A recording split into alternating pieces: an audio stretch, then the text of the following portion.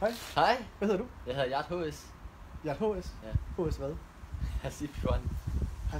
Hasib Swan. Swan. Ja. Ja. Hvor kommer det navn fra? Det er fra min fars afstamning. Ja. Og hvor er det hen i verden? Vi er kurder fra Irak, Nordirak. Ja. Ja. Og så bor Fra vi... Kirkuk? Nej, vi er fra Erbil, Havle. Ja. En kurdisk by. Ja. Hvor gammel er du? Jeg er 18 år. Og hvad laver en 18-årig? Jeg læser Dreng. selv til elektriker. Ja. Som EUX-elev. Jeg er i gang med 2 år. Mm. Så det laver jeg til dagligt, så jeg har læreplads hos TDC Net. Ja. Og så har jeg arbejdet der snart 1,5 år nu. Okay.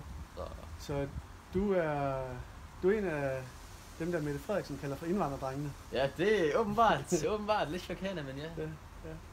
Hvordan, hvad tænker du, når du har fået en label, der hedder indvandrerdreng? Hvad tænker du så? Jeg tænker jo, altså, det er hendes måde at se på os på jo. Ja. Altså, der er ikke så meget at gøre ved det jo. Hun var også begyndt at tage folks jakker.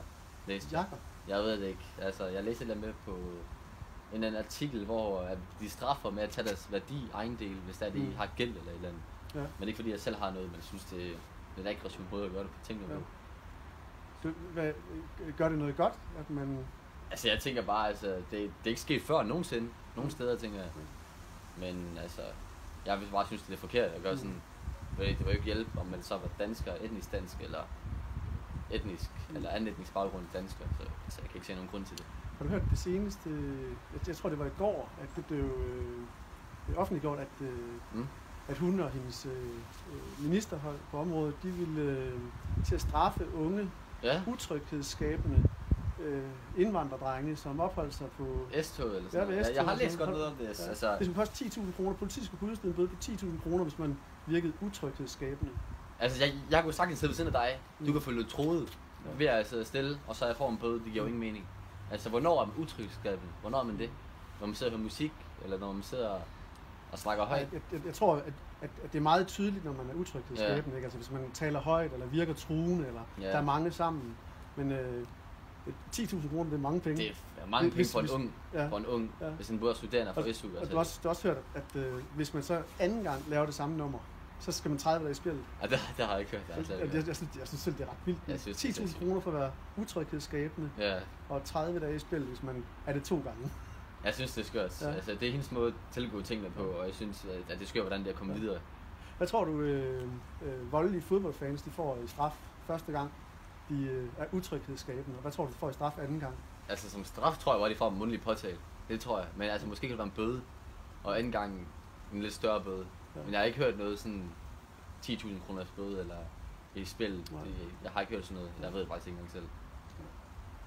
Så du synes, og nu lægger jeg det ord i munden, du synes, at der er folk, der bliver behandlet forskelligt? Det vil jeg ikke sige helt præcis, men altså, på nogle punkter kan man godt se, at der er lidt forskelsbehandling. Ja. Det kan man godt. Ja. Men jeg ved ikke, hvad de får i bøde, altså sådan hooligans. Ja, det ved jeg faktisk heller ikke, men umiddelbart 10.000 kroner for en forbrydelse med en eller anden form for lovgivning, det virker som en stor bøde. Ja. Det virker som en større bøde, end man kan få for en trafikforseelse for eksempel. Ja. Og 30 dage i spillet. Uagtsom manddrab i trafikken giver 30 dage i spil, eller kan gøre det ikke. Altså på den måde, det virker som en voldsom straf. Ja, det gør det 100% jo. Ja. Men det er skørt. Jeg synes selv, det er skørt. Det tror jeg, vi er enige om. Ja. Hvad skal vi gøre med det? Altså, det er jo hende, som er vores statsminister, jo. Og det er hende, hun er også politiker, jo. Hun er fra Socialdemokratiet, hvis jeg ikke tager helt fejl. Men altså, hvad man kan gøre ved det, det er selvfølgelig, altså det er jo ikke alle, der er det. Det er det ikke.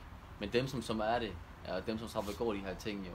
Selvfølgelig så kan man slå hårdt ned på dem, men det er bare, altså, det er svært at skelne imellem. Hvis man ser mig, eller en eller anden topkriminel indvandrer. Så altså, man kan ikke sådan se forskel, jo. Altså, hvis man ser deres straffeattest og sådan noget.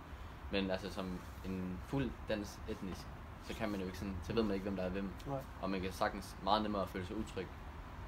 Det er nemmere at se, at du er en indvandrerdreng, men det er sværere at se, hvad en etnisk dansker er for en størrelse.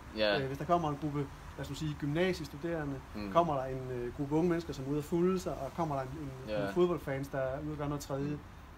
De er alle danskere, men indvandrerdrengene, de ryger i en kategori for sig. Ja, det synes jeg er lidt skørt, for også det der med S-toget der, så jeg lige pludselig, 2 dage efter, så var der 3 fuldt danske drenge, som har gjort præcis det samme.